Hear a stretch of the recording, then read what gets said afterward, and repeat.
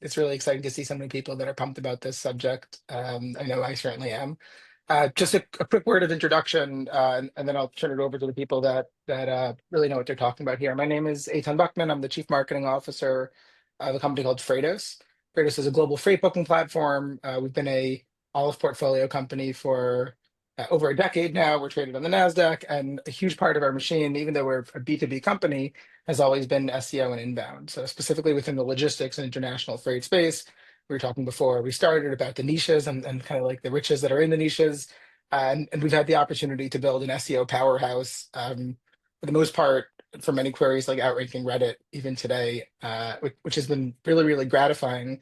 But of course, very, very scary as AI has started to jump in there and start stealing some of our traffic. And this is something that's been on my mind for a lot. And I've been I think probably speaking to the same types of companies that everybody here has of basic tracking of where you're showing up in your chat result searches and whatnot. I kind of took a step back a couple of months ago and reoriented how I'm looking at this. And I'm gonna spend 2 minutes talking about that, and then I'm gonna let our panelists introduce themselves. I took the very, very long view, which is what has the progression been of the internet as a whole? And if you zoom out, the progression was basically AOL. And what's interesting and what a lot of people forget about AOL is that it started not just as a closed garden, but it started as a machine where AOL created all of their own content. So if you were using AOL, or if your parents were using AOL, all AOL was content they were creating, and discovery therefore was very, very easy. It was basically like engaging with the New York Times website. Over time, that got displaced by Yahoo, who started to try to aggregate and structure all the information by creating directories. Right, so suddenly you can get to the entire internet, which was a real paradigm shift, but it was all mediated through, hey, here's all of your backlinks, or here's all of your links. The next stage was Google, and the most important thing that Google said was, hey, we can come up with a programmatic way to decide what is important and what isn't important. And that algorithmic way to do that was based on Bayesian formulas of like who's backlinking to who and what's the amount of traffic that's going from one website to another website. And over time, that's evolved into something that, right, every time your sites drop in ranks or increase, Google will tell you, hey, just create helpful content. And I think that together with make sure that you're reliable and you're trustworthy. And we all take that as make sure you have a lot of backlinks from verifiable sources. And the most interesting part of LLMs for me in general was suddenly you have this ability to, on a massive programmatic scale, assess a standalone piece of content and say, hey, is this helpful or not? Is this useful or not? Is this junk or is it not? But for now, at least, and this is just based off of my personal experience, it appears that much of what the LLMs are using to decide, is this reputable? Can I trust this? Is still very, very similar to the characteristics that that Google and traditional SEO is using, right? Because it's easy to use an LLM to say, is this helpful? It's harder to say, can I trust this? Especially if it's like a newer emerging source that doesn't have many important indicators of whether it's reliable. And in my mind, that's one of the reasons that AI is really going. AI and companies like OpenAI are going very big on acquiring or licensing information from media because it's easier for them to say, hey, this is verifiable. There's somebody that has a stamp of approval. But even if you're zooming out and looking at this big view on a day-to-day basis, your rankings are probably changing and your traffic is probably changing. At Freightos, we just passed last week the milestone where 1% of all of our signups are coming from ChatGPT with attribution, right? Which means that there's probably a whole lot more that's out there. And it's scary. It's very scary to know what's coming ahead and how you can prepare for it and how you can actually use it to your advantage. So that's mostly what we're going to be talking about today. I promise to be a good host because I'm very, very interested in this, specifically my salary and my job is riding on me being able to navigate this. So I will ask all the right questions. I'm pleased to be hosting three phenomenal speakers who are living this on a day-to-day basis. I'm going to let them introduce themselves and specifically ask them to focus on, hey, why are you somebody we should trust when it comes to this? So I'm just going to go according to the order of how people show up on my screen. Ellie, I'm going to say hi and introduce yourself. Hey everyone, it's really great to be here. I am moving to Israel this summer, so I'm excited to work with Eytan to do some of these things in person. But for now, it's 8:30 in the morning on a Sunday morning in California on Memorial Day weekend. I don't think my wife realized that I left bed to go do a webinar with you. So I'm honored to see so many of you that showed up. I wrote a book called Product-Led SEO, which came out 4 years ago, which is my approach towards SEO and thinking about users and thinking about products that users would be searching for and experiences that users would be searching for as they look for whatever it is that they're doing online. So typical SEO focuses on keywords and keyword rankings, and those rankings weren't, and I love that we started with Eytan with going through AOL. Whenever I talk about AOL, I just always age myself. I'm like, is that still a thing? But like, that's where ranking started from. That's where this idea of keyword started from, and owning a word on the internet rather than owning a concept or owning a product or owning an experience. So typical SEO focused on those words and wanting to rank on something even if it wasn't the best fit. Instead, I like to think about what is it that the user is searching for when they do that search? What is it that they expect to see? So rather than traffic, I want conversions. And as we move into this AI world, I'm finding that the way I approach SEO is even more effective, because search will never stop existing. Whatever happens, whether we move from Google to ChatGPT or Claude or Meta's LLMs, we're still searching. We're not being fed content. And SEO has to exist to optimize for that world. So how do you show up in an Apple LLM? Well, SEO's role is to make sure you show up in that LLM. And what people are looking for is they're not looking for what's ranking. They're looking for whatever it is, whatever their problem is. And that's what SEO should be. So I'm finding that talking to companies more about product-led SEO rings more true to them than ever did before, because before it's just like, well, exactly like Eytan said, what are my backlinks? What are my ranking? And now they're like, well, I have my backlinks and I have my rankings, but I don't have my conversions. Something has changed. And what's changed is that there needs to be more of a user focus. And I'm excited to dive in and discuss this and see how we can really focus on SEO moving forward, because I think everything has changed and it's going to continuously change in a way that improves the experiences of users looking for things, and ultimately will make marketers and companies have to shift towards that. Awesome. Well, I mean, thanks for that intro, Ellie, and I think some interesting things there to touch on soon, specifically whether it's how we do SEO that's changed or whether fundamentally SEO has changed and taken on a new role and is suddenly expanding to this new area. So yeah, excited to dive into that afterwards. Beeri, let's move on with you. Yeah, nice to meet everybody. I'm Beeri. I'm here in Tel Aviv. I am the co-founder of Xfunnel. Come from a background of growth, but Xfunnel, we're one of the early companies that started doing this whole AI search visibility wave. So it's been fun. We've been around like really researching this problem. It really came from like this obsession that both myself and my co-founder had around understanding how do teams buy and how does that shift with AI. So we launched with a product in market like 9 months ago, and we're very fortunate to be working with some incredible teams like Monday and Wix and Fiverr and HubSpot, and really getting to be there every day and really getting the trenches with them as the experiment around what's working and what's not working in AI search. So early on in our journey, we really started to focus on taking an experimentation-oriented mindset and be a partner to these teams and measure different ways of actually pulling the levers through the platform that we built. So over time, we've gathered a lot of insights, and our opinion is constantly challenged, and it changes as these, AI search engines evolve, right? AI mode is changing the game, and ChatGPT's behaviors change with web agent, without. So, we've decided to take a very naive approach and say we don't know a lot of things, but we're going to build the technology and tools in partnership with our customers to help figure it out. So it's been quite a journey, and excited to be on the panel. Awesome. And yeah, we're going to try to figure out how much the experience on the Fiverr and Mondays and kind of larger companies with a whole lot more domain equity, how that translates into smaller companies. I'm sure a lot of people here have Monday level domain equity, but yeah, we're working with some medium-ish perfect. start, so we've got from across the board, we've seen it all. Awesome. All right, and Nimrod, you're last up. So hi everyone, my name is Nimrod Kramer. I'm co-founder and CEO of a company called Daily.dev. We're also an Aleph portfolio, a little bit junior than Freightos, but also on the same rocket ship. And we've built a professional network for developers that right now serves roughly about 1 million developers worldwide. and we help them stay current, stay on the bleeding edge of technology, and participate in a bunch of communities and other knowledge sharing activities. And I'm here mostly to give, I think, the founder perspective of the company who tries to leverage AI visibility for a bunch of business needs, and to share a little bit from our experience, maybe some practical tips and hacks. So it's not that you should trust me or anything. I'm actually wrong more than I'm right in these kind of things, but hopefully I can provide some value in some way or another. Awesome.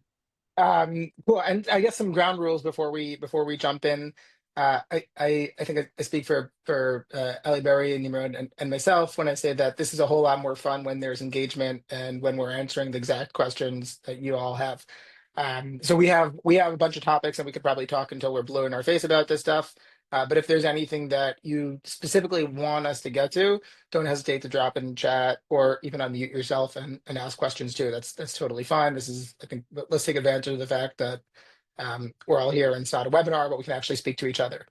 I will jump in, but again, feel free to raise your hand, chat, QA, whatever it is. I think maybe Nimrod, let's start off with you and talk a little bit about the evolution that you're seeing, right? A million users, that's a lot of users, and I assume that SEO has always been a primary channel for you from an inbound perspective. Living on the front line, like how have you seen that evolve over the past couple of years, or I guess year really? Awesome, that's a great question. So Daily.dev actually has two parts to it. So it has the B2C part, which tries to bring in as many developers as possible onto the platform. And this part is actually immune to SEO by design, because we wanted to create a destination site where people come to discover a lot of things. So we were going the opposite way, where we built a product that tries to go away from SEO from day one, so that we don't end up having what currently happening to a lot of sites like Stack Overflow and a bunch of others that are heavily reliant on SEO, and they become depreciating assets relatively fast given this kind of industry. But the main reason why we didn't pursue after SEO is because we thought that if we have direct traffic, it means we have a much deeper relationship and engagement with our users that could be leveraged in a lot of different ways down the road for a bunch of business ventures. And this part was quite successful. The average user on Daily.dev comes in roughly 200 times a month, so that's a lot of visits. And the other side of Daily.dev is the B2B side, where we mostly help developer-facing companies get in front of developers. So we have an advertiser business and a bunch of other stuff that we offer to developer-related brands. Now, on this part of the business, we were doing a lot of SEO work, because one of the hardest things for a lot of developer-facing companies, whether those are developer tooling, open source companies, or generally tech companies that are trying to get some developer attention, is that there's either scalable channels like the standard social media channels that are scalable, yet it's very difficult to grab developer attention, or there's domain-specific sites that are tailored for developers, but it's not so scalable, so it's really, really difficult for them. And a lot of these marketers have been spending a lot of time trying to figure out various distribution channels, and we knew that if we have the right content in the right place, mostly around developer marketing, then and that we show that we have some domain expertise in that, then would build trust, and over time we would also gain some deals and revenue. Now, I think the most interesting part of that experience is that our SEO efforts were more or less a failure while SEO dominated. But once we saw ChatGPT coming into play, all of a sudden, a lot of the efforts that we put in SEO started to pay off in a very, very unexpected way. So the fact that we built a lot of very, very specific content around very, very specific types of problems, but in a very deep and detailed way, sometimes so detailed that we couldn't believe any human would come to read it at all, but we thought this is what we believed, that depth and quality and making the content helpful is what's going to rank. It didn't, but this is what we thought it would help. So all of a sudden, these things apparently got indexed or scraped by a bunch of LLMs. And then when we have developer marketers looking for distribution channels and they ask, hey, where can I advertise for developers, or these kind of like very basic questions, they wouldn't get us on Google, but on ChatGPT that translated very well. So, Yeah. actually, Nimrod, I want to double click on that for a second and then use it as a segue for Ellie and Beeri about something. I think I've kind of felt like there's two very, very different buckets of results that show up on AI, on LLMs in general. The first is kind of brand visibility, somebody dropping your brand, right? Or somebody scraping your listicle and then mentioning it on ChatGPT. And then the second one is what's actually driving traffic to your website. And those are two very, very different use cases with two very, very different kind of objectives. Have you seen? I mean, what you were just describing right now is super buy intent, super bottom of funnel, right? Somebody who's looking to buy your product, finding it, and then obviously, until agent, we're all agents, and we can sit on the beach. Somebody reaches out to you and then tries to book sponsorships. Are you seeing movement on the other front on kind of brand visibility on ChatGPT, or are you just not even paying attention to that as much because hey, it's not kind of what's driving the revenue? So in preparation for this meeting, I asked our data analyst to kind of like give me a quick overview of that. There's still some challenges around attribution, which I think maybe we can touch if it's of interest for the audience. So we do have right now a pretty significant chunk of top of funnel traffic that comes to Daily.dev as well through AI and LLMs, but we're not so much interested about that. I think we do get significant amounts of traffic there, mostly because Daily.dev is a community-driven product, and there's been so many mentions of the product on Reddit, on Twitter, and we've run like so many different campaigns and community events that at this point it's being mentioned on so many different places. This is one reason. The other reason is that Daily.dev is a social network. There's a lot of content that's being created on the platform, and this content is also publicly available and can be scraped and indexed. So this contributes to a lot of low intent mentions that generally gives us visibility, but I think we cannot yet measure the importance of that visibility. Maybe in the long-term brand awareness thing that would play out quite well, but in the short term right now, I think there's more unknowns than knowns in that aspect. Interesting. Okay, and it sounds like you almost, not that you don't care, that it's much less relevant for you, right? Much less interesting, right? What you're really looking at is those leads that are coming in, and those are the numbers that you don't necessarily need to ask your data analyst about. Maybe using that to jump over to you, Ellie. From your perspective, how have you seen that evolution, right? I think you've been living, a lot of the things that Nimrod was talking about is really around the product-led SEO and really pushing your underlying product and getting your underlying product to rank, and that'll actually drive revenue. How have you seen, if you take your model of kind of SEO for product, how have you seen that change with GEO or LLM SEO or whatever people are calling it these days? So the idea is that for the longest time, people were able to say things like, I want to rank on, let's say I have a client in the vehicle space, the automotive purchasing space. So they could say, I want to rank on a car type. So I'm going to be number one for this car type. But they don't own that car and they don't own any proprietary information for that car. So for the longest time, they were able to rank on that, drive a bunch of traffic, and hopefully downstream sell that car. What has changed is if someone's looking for information about the car, AI can now give them that information. Now, ultimately, AI can't help them purchase the car, can't help them feel the car. The downstream client has to do that. And that doesn't change with AI. For anybody in a product and services space, AI can't deliver that product and service. AI can only deliver the information about it. So that's where the funnel changes. And that's where I'm seeing a lot of impact to traffic and conversions, because what happened before is most companies, regardless of what space they were in, ultimately became media companies. So they would produce a bunch of content, they would drive in traffic from that content, and from that media content, they would essentially try to convert 1% to 2% into their actual product. But that doesn't work anymore because now AI has become the media company. So anything that you want information on, you put in that query. And the other thing, of course, and I was at I/O last week and I heard that, the PMs and heard the announcements talking about this. But what's happening is they're saying they're getting longer and harder queries. So whereas before you would like search 1 to 2 words, Now you're going into a Google search, and you'll do this on any engine. You're doing a search that is loaded up with context. Like, this is who I am. This is what I'm looking for. And again, that becomes super impossible to rank because that's not a query. That's a sentence. That's a bunch of feelings. So for anybody that's trying to produce content for that place in the funnel, they're losing traffic. Now, there's still a huge fit for SEO, just lower down in the funnel when they've already been informed, like for my cars client, what they're looking for, or if a client in the health space, they've already been informed what solution they're looking for. That's where it makes the most sense because you can provide that value. And that's where I believe SEO is always going to fit. So there's a lot of panic in watching those numbers that everyone has been looking at forever on traffic and impressions and rankings going away. But as we move down the funnel, there's still traffic, not really rankings, but traffic and conversions off of it. It just, that denominator has changed in a massive way. And there needs to become a new awareness of like, this is the way things will work. And this is the way things should be measured.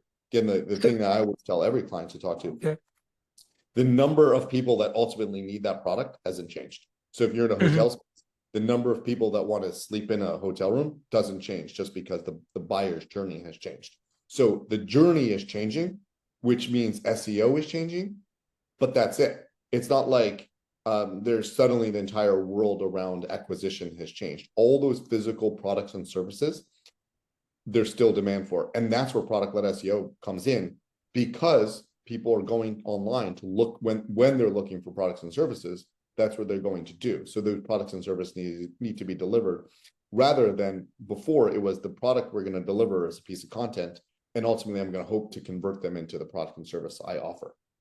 So can I'm gonna try to dumb this down a little bit and tell me if I'm reading it wrong.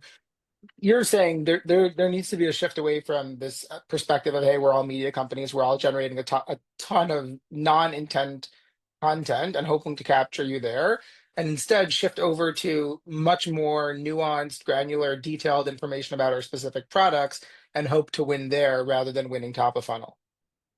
Exactly.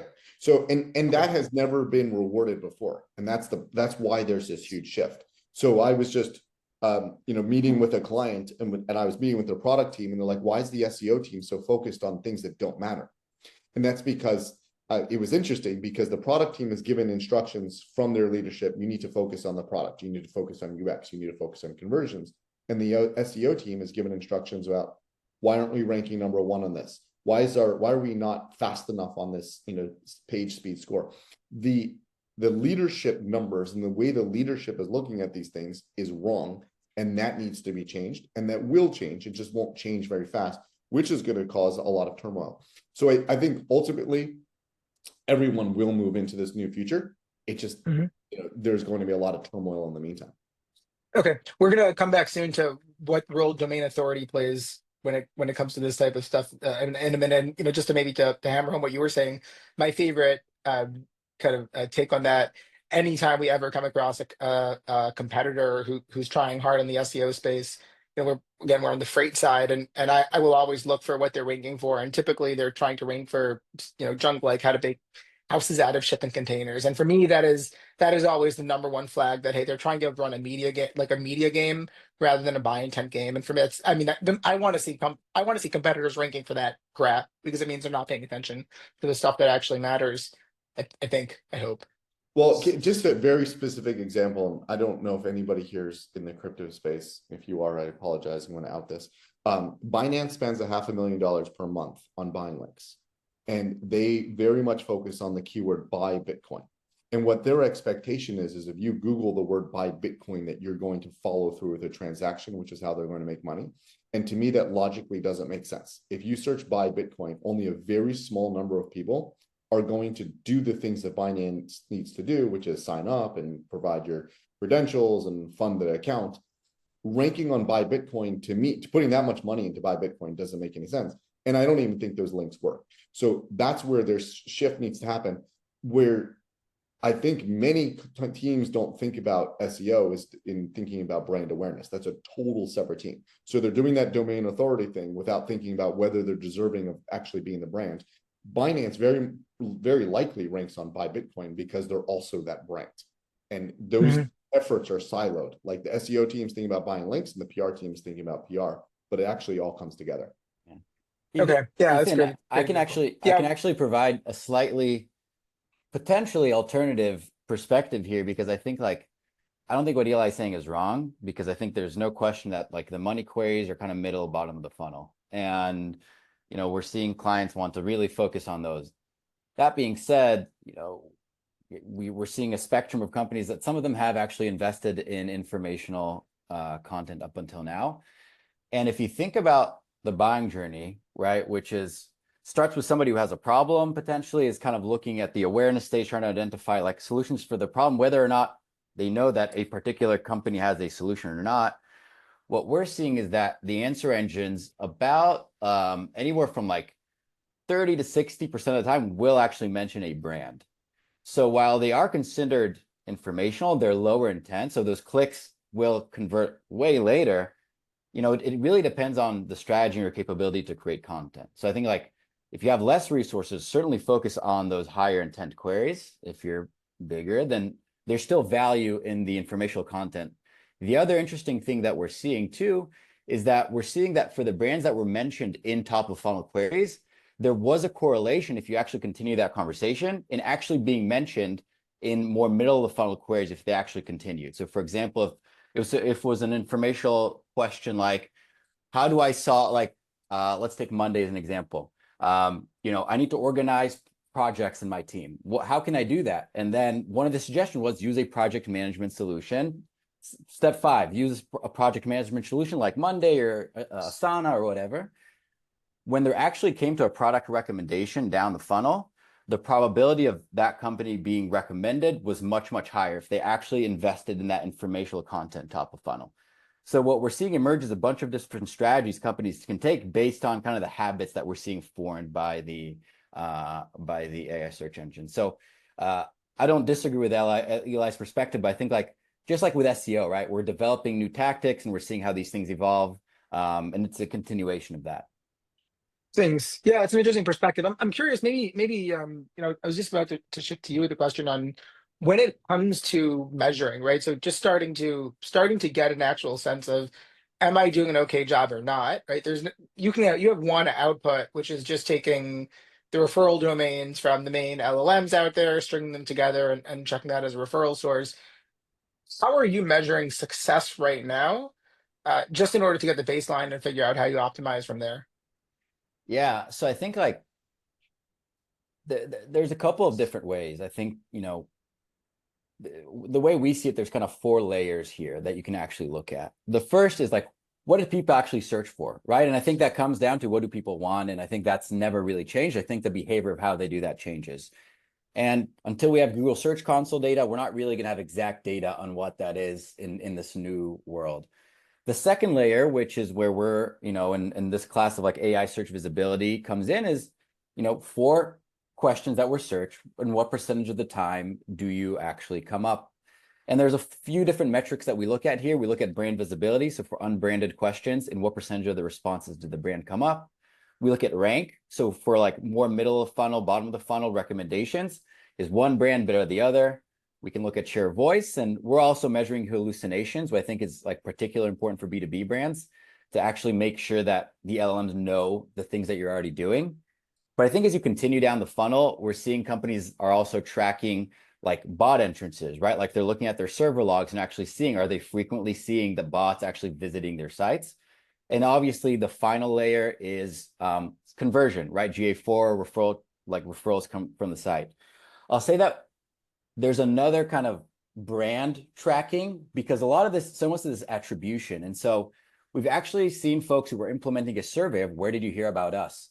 And interestingly, like the proportion there between referrals that said they came from Google versus like AI search was 50%. So meaning like ChatGPT was half of what came from Google. Versus if you look at that on GA, it's like 1%, much, much, much lower. So there's a lot of this stuff that's like much more tracked like brand, which is much harder to attribute, which is generally a hard problem. But I think like if you put all that whole stack together, you start to get a really clear picture across every single step. Interesting.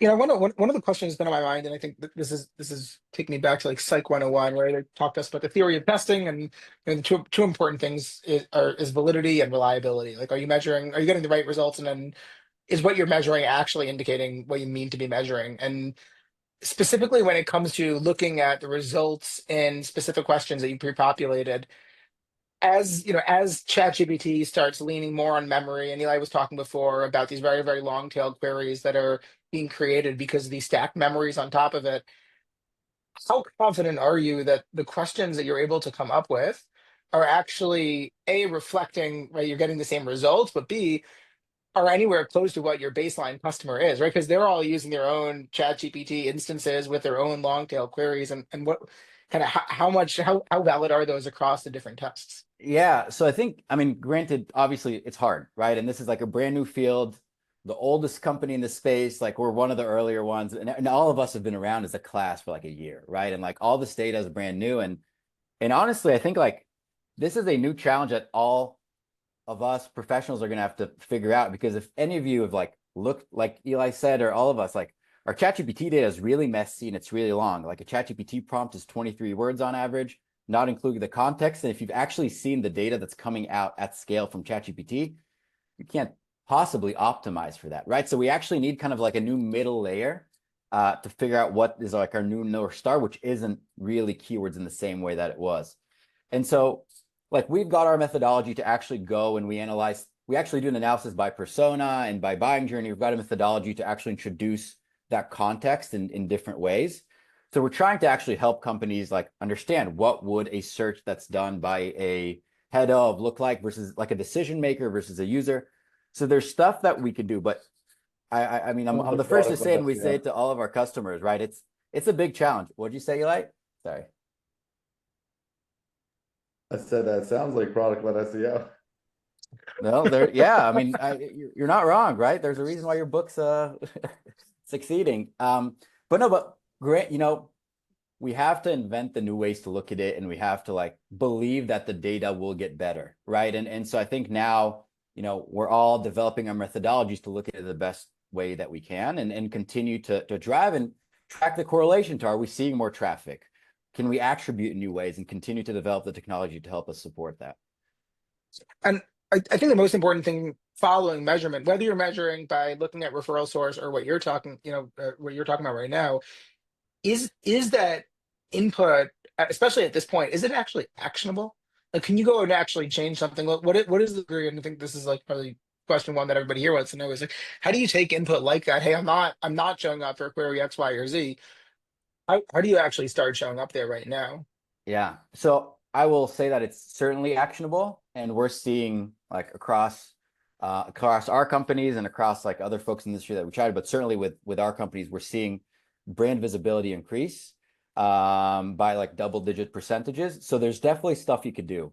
I think like at a high level, like the behavior of users is changing, right? So at the moment, like if you're a small startup and you don't have any content at all, right? So the LLMs it's the same thing as SEO, right? Like you weren't there before, you're not going to be there now, and that's going to be really, really hard. So at the end of the day, it starts with that. But I think the thing that's changing here is that for AI search, the whole internet is one big database, right? And your website is one slice of that database or one table. And then we've got, listicles, which are another big piece, and your competitor sites, which are another tables, and UGC, which is another one. And the strategies can be from creating that content on your site, which will help different personas and different use cases, to actually looking at where are the key places, and then making sure that you're there as well. And you're there in using words that are actually tied to what people are searching, and kind of the strategy is actually trying to match like on the vector basis. Like there's like some ways to actually do that, but really we need to be present where the AI search engines are searching. And we've seen quite a bit of success when folks are actually able to action on that and being able to actually increase visibility. And I'll say the other part on is the side is that any too, different than regular SEO? I mean, it just sounds like you're saying, look, we need to know what the keywords are that people are searching for. Not to give you a hard time. Yeah, no. You need to know the keywords people are searching for, and you need to make sure you're creating content for them. Yeah, I think that like, look, all this is built on SEO. Like I truly believe that, right? I think like we're working with some fantastic SEO teams. Like I think this is just an evolution of SEO. Mhm. And the way to look at it, that's my perspective. I don't think that like there's no SEO by any means. Like, we're working all day with SEO, but I think where it evolves is like your North Star starts being the sources that AI search engines are using, right? So the North Star shifts a little bit, but the tactics, there's a lot of similarities, because I think like we're seeing a lot more activity with the affiliate team, which was like, backlinks, right? Like this thing existed, it just existing in slightly, I think, more specific way. I think we're seeing UGC be a much big part. I don't know if you'd consider that SEO, right? Like we're seeing like Reddit activity and like review sites being a really big factor, like all these authoritative places that you can consider them backlinks. But I think now we're actually much more interested on the specific content that is on those sites. So, I think it's an evolution more than just Interesting. like different. So I think that what's interesting there is specifically the keyword constellation that's showing up on those review sites, right? Is suddenly much more important than just where is somebody mentioning you. Before, thanks, Barry. Moving over to you, Nimrod, for a second. Before you mentioned the word about how you have a couple of hacks you'd want to share, and I think everybody collectively started like salivating and wanting to hear what those hacks are. So, from your perspective, what have you seen? I mean, the review sites, and I know before you talked a little bit about review sites and kind of other community sites mentioning your stuff as being helpful. What have you seen so far as being helpful in supporting rankings or traffic from ChatGPT? So on our side, we have this thing. I'm going to give a disclaimer before. So whatever I'm going to mention here is already based upon some fundamentals that we've done with SEO, upon some domain authority that we already have. Some of it was proactively built over the last couple of years. Some of it just happened spontaneously because we're such a platform that's being mentioned on so many different places in a very similar manner to Reddit or to X, Twitter, whatever. So some of the things I say here could work for an early stage startup. Some of them might not. But if you already have some fundamentals in place, so that could be very powerful. Now we've tried a lot of different things. Eventually, there was one tactic that we found out to be quite helpful, which is something we call fighting AI with AI. All right. So the way that it works is like hyper tactical. But we kind of like went back and said, there's more things that we don't know than things that we know. I think Beeri also mentioned that. And if there's someone who's more likely than us to know, is the AI itself. All right. So so one of the things that we started doing is we started mostly using the deep research functionalities to kind of like go and do the research for us as to what are the things that we should write about, where are the things that we should be mentioned at, and so on and so forth. And then that produced some kind of result that was actionable for us to produce content that would increase our visibility, but it wasn't as powerful as we needed. One of the things Wait, sorry, Nimrod, before you go on to the next one, can you explain that one again? You're running a deep research query in order to ascertain new content directions or to kind of fill the gap of what it couldn't answer?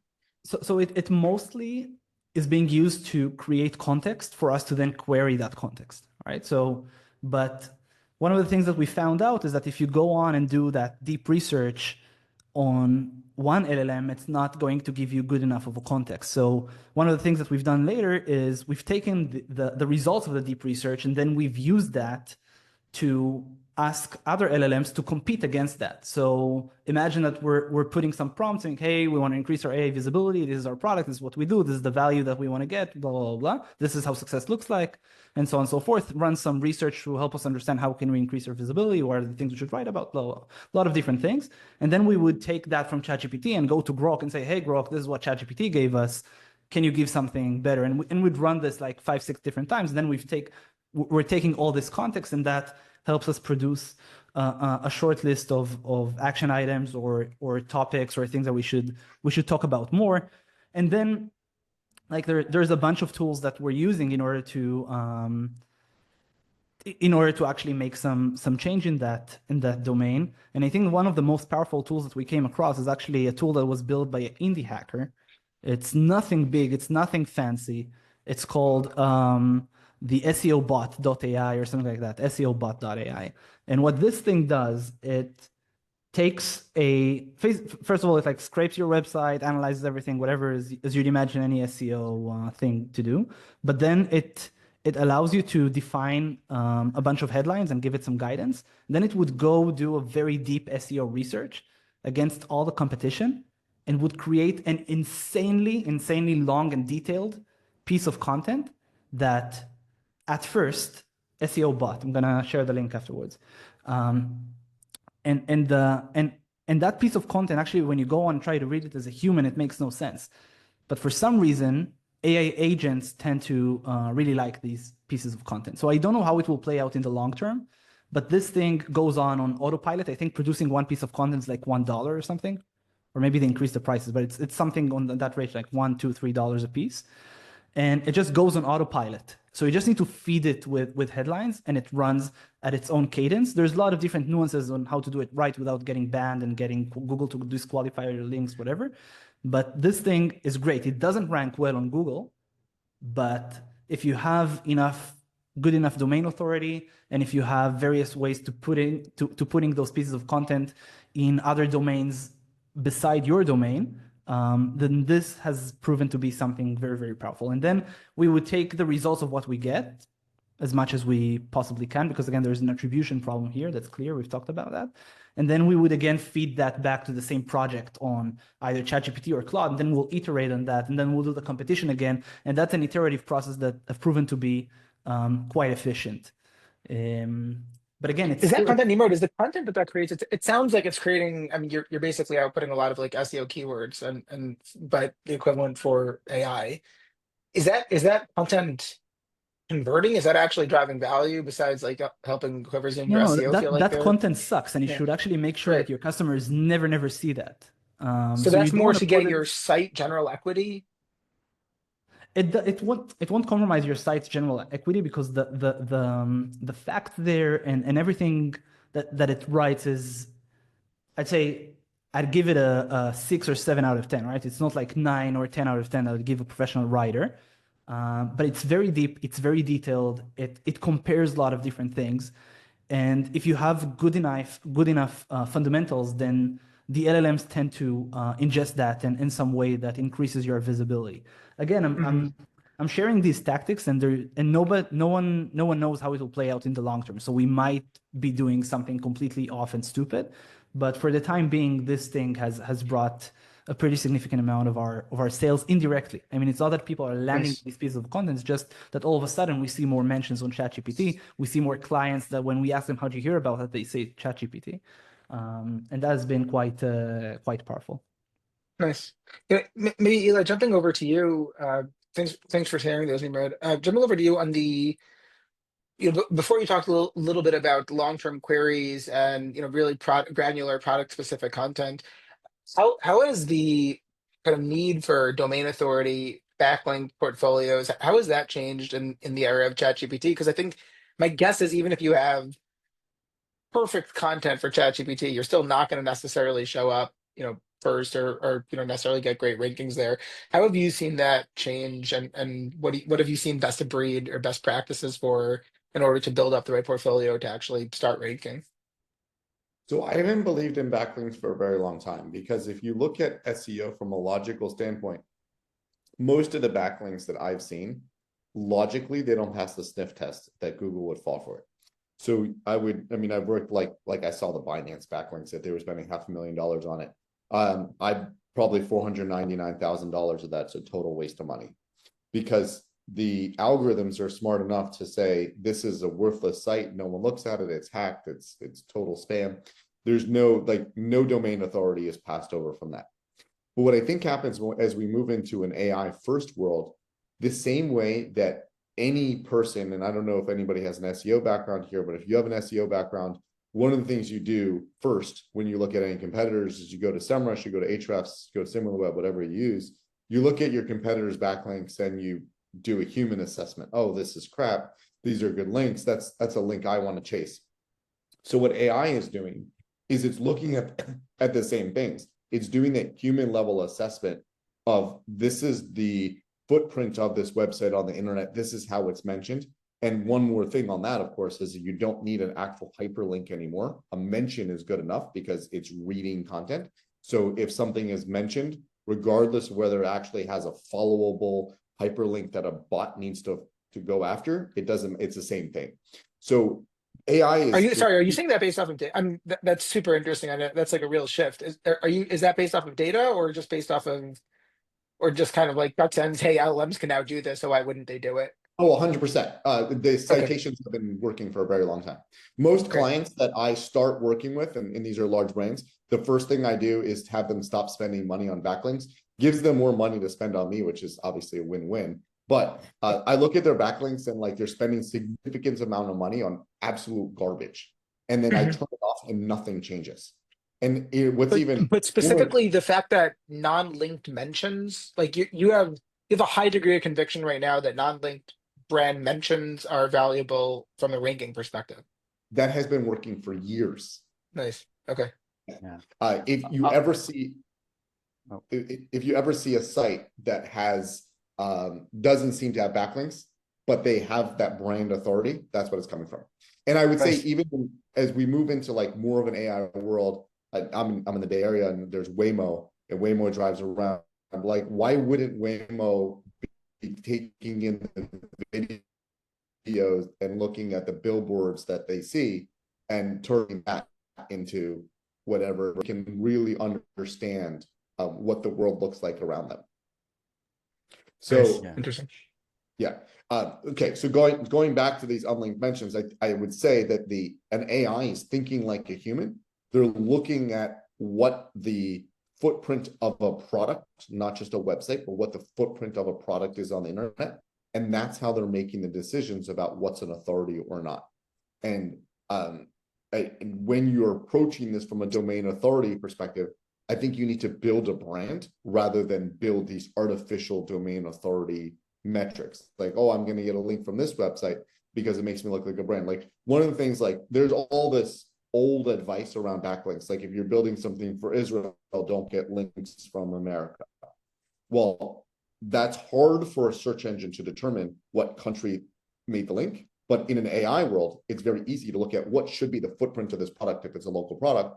What are the competitors doing? What are other words on these pages? And that's how they can determine it. And again, I really don't think you need the actual hyperlink because they're reading the content and they're looking for brand authority rather than some sort of domain authority metric. And again, Google's been doing that for many years.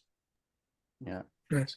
I'll add Barry, just, you were gonna jump in. Yeah. yeah, I'll just add, I think I don't disagree with the brand authority comment, but I'll say just like we pulled a bunch of data around like how much domain authority do you need to actually be cited and how does that compare to the different answer engines? So I can send the link to the analysis that we did in the channel. But what we saw was that like between like around like 58 to 70% of all the citations that we saw across all the answer engines, like we looked at AI, Google's AI overviews, Gemini, ChatGPT, Perplexity, and separately like SearchGPT, came from like domain authority sites with domain authority between 20 and 80. So like it was spread pretty even. Like if you have like Mhm. very little domain authority, their probability of being cited was like very low. And then like the strong ones had like slightly a preference, you know, like if you had like domain authority, I'm looking at the graph now, but between 80 and 100 was like around 35% of the pie, like 20 on Perplexity, but like 35 on ChatGPT. But the large majority, like there wasn't much difference. Like sites with domain authority between 20 and 40 were 20% of the overall pie in SearchGPT, and there were like 25% on Perplexity.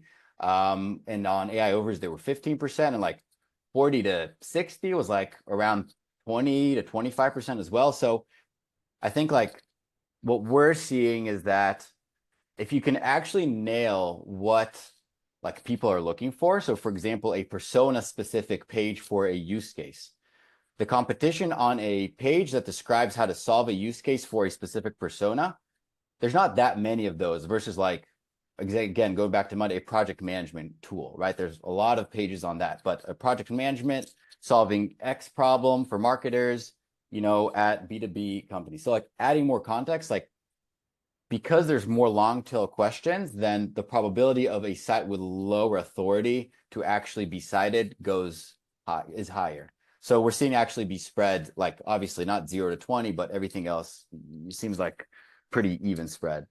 Well, wouldn't that be Yeah. cool? Although I'm sorry. Go ahead. That would be correlative, right? If you are a big brand, you're building that good domain authority. So it's not only the domain authority. Like what I'm saying is like, I don't think you could be not a brand and build fake domain authority and then expect to be visible. Like if you're a brand, then you're building brand things, you're getting brand dimensions, you're building domain authority as measured by whatever platform you use as a byproduct of building a brand. Yeah, 100%. Like I think building a brand definitely is the strategy and it pays off. But I'm saying like, if you've got a very specific niche, right, like a persona, you can actually go and provide value to them. If there's no other data that exists on that, that will get you probably cited earlier on than if you had like a much more established site. And I think that's probably true for like traditional SEO as well, right? If you're only person in the world that's rating content for that specific niche, that's going to benefit you both in the SEO world and in the LLM. But just from a data perspective, domain authority wise, like we're seeing it be spread pretty evenly. Yeah. I think the results that I saw earlier on was that most of the results that were coming in ChatGPT were coming in from the top 100 results from typical SEO, right? And I mean that data point was like 6 months old already. That when initially the results you were getting pulled just from like a basic, Bing search and then being worked through there. So it kind of evened the playing field for those top 100. Is that still the case? Are you guys still seeing that, or is that kind of gotten more nuanced than that? Yeah, go ahead. Yeah, I was just gonna say, I actually think that Google search and Bing search in this case was pretty good at not having spam surface in the top 10 results. So that's a reflection of the fact that they already determined what you wanted in an old query, in a 5-word query. And therefore, as we move into this AI world, AI is much smarter at determining what you wanted and what should match, but it can still pull from the top 10 results. Like something that really deserved to be there wasn't the 101st result. Like that's basically the reflection of that. Yeah. All right, so I want to be mindful of the time. Oh, sorry, go ahead. You can go ahead. No, I think like the thing that I've noticed, which is interesting, like Google's like certainly based on Google's index. Like we're certainly seeing that. ChatGPT behaves differently. Like it's based on Bing, but we're seeing behaviors that aren't as explainable by just being purely on the Bing index. And I think that touches Eli's point where like they were good at determining spam, but because I think ChatGPT and OpenAI looks to be much more based on like RAG and vector-based database rather than Google's traditional index, then you're just seeing anomalies that are much more explainable by the fact that it is a vector database rather than like using Google's index, which I think is interesting. All right, so thanks for that. Being mindful of time, I'm going to ask each person we're going to go around the table and do between 30 and 60 seconds of each person sharing what their top piece of advice would be to somebody right now who wants to make sure that they're ready for a GEO future. I'll go first so you have a couple of extra seconds to think about it. What I've seen being the largest driver for us is using a lot of data marketing. So basically, we rely very heavily on taking our data playbook and our data and sharing it with media publications and building a very, very large portfolio of backlinks and mentions around our brand. And this kind of alludes to what Eli was talking to as well. And I think those mentions and those data points have helped propel us to the top of a ton of search queries that we would not normally be there. So I think building that brand equity and building the backlink equity by relying on data that we share with publications has been huge for us, and I strongly recommend that as a B2B playbook. Nimrod, maybe for you, what would your top piece of advice be for people that are trying to make sure that they're ready for GEO? I think my top piece of advice is actually to think if this is the right thing for you. I think it's a little bit counterintuitive. It's really not for everyone. I mean, there's different companies with different needs at different stages, and not every company should worry about these things by default. If you've been heavily relying on SEO, then definitely that should be top of mind now that everything's changing. But if you're just getting started, that might be the thing that moves the needle for you, but might also be the opposite of that getting you away from making sure you move the needle. But if you are to go in this direction, I would definitely recommend just trying a bunch of things, being really scrapey at the beginning, and just see what it works. And if you're a large brand, then you can probably afford a much more like premium services, like what Beeri is offering, what a bunch of other companies that are focused on brand visibility are offering. It may or may not help, but it can definitely teach you a lot and can help you fast track your learning in that domain. So very, Yeah, so I think like generally I agree with Nimrod, right? I think like if you're an early stage startup, you got to develop the muscles to just do SEO in general first, right? And be able to do content marketing. So I think like that's a big consideration. But like tactically, I'll just say there's a big piece around content marketing internally, right? And I think like there's the right way to think about that. But going beyond that for a sec, I think like think about the high authority pages, places that might be relevant for your brand. So we're seeing like brand comparison sites that you wouldn't necessarily expect and aren't that expensive, like Slashdot, for example, will be really popular. Wikipedia page, which is tricky, but it's also a very big piece of authority here. Conversations on Reddit, right? If you can actually drive your users to go talk about you on Reddit, has a ton of value on these sources. So think about authoritative third-party sites that might not cost a lot of money to actually create engagement on. And actually, some of these comparison sites, you can actually create a profile there, right? And drive some users to actually review you there. That will do a ton to actually get you included into these conversations when these AI search engines are going there and looking for other players in that category. So that stuff is like free or low cost and just take some hustle, I would say, and then you can drive some activity there. So I think like if you're an early stage startup, you've got some great customers, go ask them to write about you in some of these review platforms. And if you can get a Wikipedia page up, that would be a good ROI as well. yes. I'm going to echo the same with Nimrod and Beeri, but Nimrod, what you said around deciding whether this is for you, like that's it. Like, I think you really have to understand your users.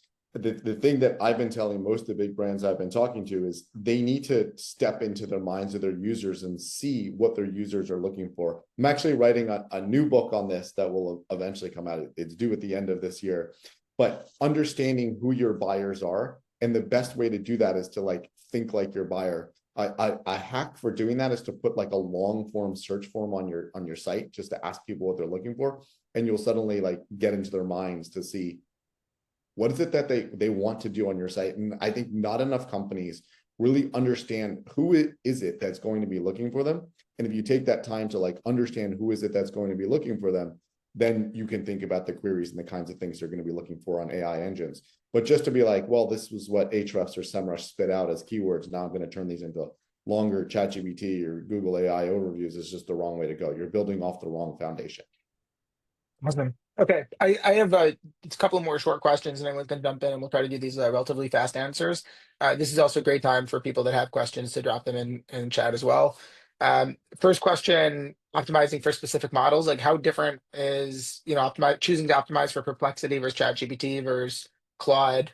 Whoever wants to take this question, feel free to jump in. I can jump in on this. I think honestly, like you need to think about where your users will be, right? So I think like if you look at volumes, right? Like I love Perplexity. I look at them more to understand what will happen rather than necessarily optimizing it for. I don't think they have enough users to really focus on them just at the moment. I think like Google, obviously with AI mode coming out, that's going to be where the large majority of focus is in ChatGPT. And so I think like for AI mode, the best thing you could do is just traditional like SEO, but with a perspective of who are your clients and what are the things that they're focused on. And ChatGPT, there's a bunch of stuff that I think we touched about the tactics on them earlier, but I think I would focus on them. The only exception, and would be curious to see what Nimrod thinks about this, is developers, I think using, Incursion, all these tools, some of these models, so like could Claude be an option? I think like, where are your users? Like it goes back to that, like across the board here. Cool. Okay, next question, traffic versus mentions. Any specific recommendations on how to get specifically traffic shipped to your website rather than just the brand mentions? Anyone? I think that expectation probably has to go away. Depending on where users are in the funnel, they very likely don't have to click. And that's the unfortunate reality of AI. That's a change, right? Like we've always been able to rank on content, people would click through, and then you could try to convert them as from a media standpoint, just like a 1 to 2% conversion of them reading content, want to be more interested. But if the answer has been given away by AI, doesn't matter if your links are showing up. And I think like a lot of SEO is like, oh, Google stole the link or they didn't steal the link and now they're hiding the link. Well, if they've answered the question, there's really no reason to follow through. So if you do a good job of providing a service that can't be disrupted with just a summary, then you'll get a click. But if not, this is a new reality. But Yeah, I mean, this is what I I'll have let to Alex. add here. So I think the short answer is I don't know, but if you did see over the past 6 months an unexplained increase in organic traffic to your site, this is something I would try to somehow unbundle, understand like where did it come from. And if you just rely on like referral sources and things like that, that might be misleading. So I would try to focus on quality, and as was mentioned here, to try and ask like exactly how did you hear about us in a very, very explicit manner. You might be surprised that this organic traffic, as a matter of fact, not actual organic, it's people searching on ChatGPT.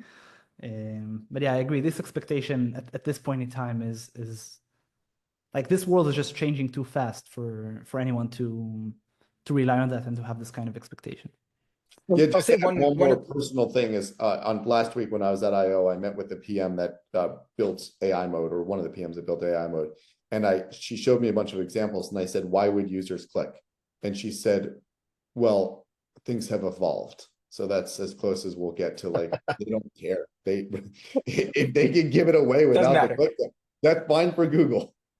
I will say one thing that for us has continued to succeed, and this has been great for SEO in general, but building calculators that actually drive value, right? Particularly if you have spaces if you have topics that rely on a lot of variables that can change very, very frequently. So I mean, we've continued to see our calculators that we built that rely on our data just increase in traffic, and they're only going up. And I think being able to make sure that you have the right equity for those types of calculators and tools on your website, so that ChatGPT's response will say, "Hey, in general X, but if you want to get more specific information, you can go to Y." And that basically means that I mean, just to steal Eli's nomenclature, it means that you're building more products basically, and then optimizing around those products rather than necessarily actually building content. One question that came in, TikTok as a search tool, any takers on impact for TikTok and AI search in general? We haven't seen it come up in any citations from the data that we're seeing. So I will update when we do, but haven't seen it impact AI search as of yet.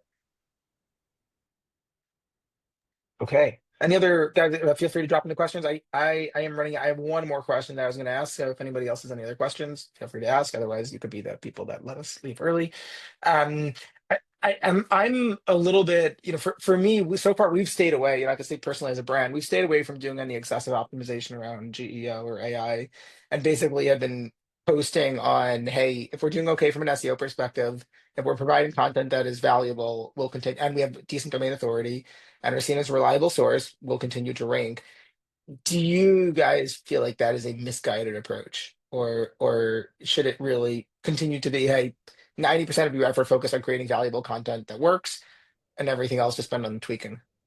I think generally it's a good framework to keep doing, but here is how my sentiment evolved towards that. So when I got the first sale that came out of an AI search query, the reaction was, "Oh, good." Then after I started investing that from like a one-word answer of good, it became two-word answers of not good, because I couldn't influence that. And I think that at this point, the sentiment is a three-word answer, which is not good enough, right? So we're in this phase where we understand that some things still remained unchanged, and some things will definitely remain. But I still have this opinion that high quality information from you and about you on the internet will matter a lot, both now and in the future, because at the end of the day, these LLMs have to get their food from somewhere, and that's the food that they feed from.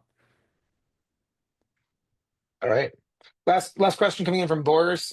Value of getting links or content on paywalled websites. It's not going to matter as much in an AI world. As I have access to that information.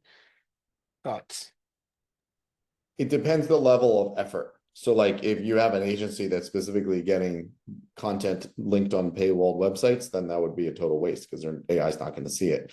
However, if you're doing things that get you linked on paywalled websites and it's not your intention, but your intention is to get visibility, then by all means, like that motion is what gets you higher visibility in general across paywalled and non-paywalled sites. So do it. Work with PR and do that. And increasingly, larger AI publications are licensing content, so there's a chance that they are buying that content as well already, right? Yeah, Yeah. I mean, like Okay. that's like when people would ask me years ago, like, does social media matter? Should it like does your tweets matter? Does Facebook matter? Well, if you go viral on Facebook, you're likely getting visibility that will have virality somewhere else. So while the Facebook mentions don't in itself do a single thing, you can't just be viral on Facebook in a vacuum. Right. Right. All right. Well, everybody, thank you so much for your time. This was super interesting for me, and I'm sure it was for everybody else here. My final kind of just thought on this, just to sum it up, is that there's a lot that's changing, and it's going to keep on changing. And the fact of the matter is that even experts don't really know exactly what the hell is happening. And if we used to be in a reality where you'd get a core algorithm update, 3 times a year, twice a year, right now we're getting the equivalent of that, every couple of weeks. And that means that you can build up a very, very large kind of castle, but it's built on sand and it could fall apart. And the only real way I believe to stay ahead right now is focus, keep your eye on kind of driving really valuable information for your users, and when you can, to move them over from being a rented audience to an owned audience. But most importantly, staying on top of what is changing so that kind of you're reading the tea leaves. And if you see that there's something big that is shifting, you can be there. And whether that means working with companies like Xfunnel to track the correct stuff, or with consultants like Eli in order to stay on top of it, or in general just joining webinars like this, which you already did. Pat yourself on the back. You're doing well. I think staying on top of this is so important. And yeah, thanks to Aleph and Itai for arranging this. This was super interesting for me, and I hope